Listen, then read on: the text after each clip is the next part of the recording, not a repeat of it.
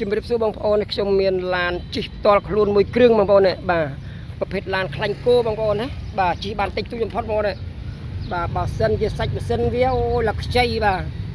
នៅឃ្លាំងមិនចឹងបងប្អូនណាអែមសែមបងប្អូនប្រើមួយដឹងមួយតែម្ដងនេះបាទប្រើរាប់សិបឆ្នាំទៀតក៏អត់ណាដែរបងប្អូនអេសាំយ៉ុងបងប្អូន022កាមេរ៉ា360ដឺក្រេបាទជុំទឹះបាទអែមសែមណាបងប្អូនអើយអេសាំយ៉ុងបាទឯកសារសៀនចាស់ដើមបងប្អូនយើងណាកប់សេរីមកបងប្អូននេះ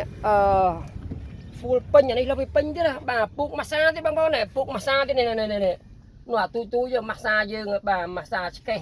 អីចឹងណាទំនើបណាបងប្អូនទំនើបតែម្ដងបាទ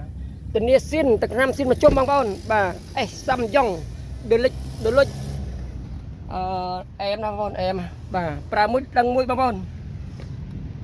បាទបងប្អូនត្រូវការខលខ្ញុំតាម Telegram 097 36 55 8 3ដងបងប្អូនអរគុណច្រើន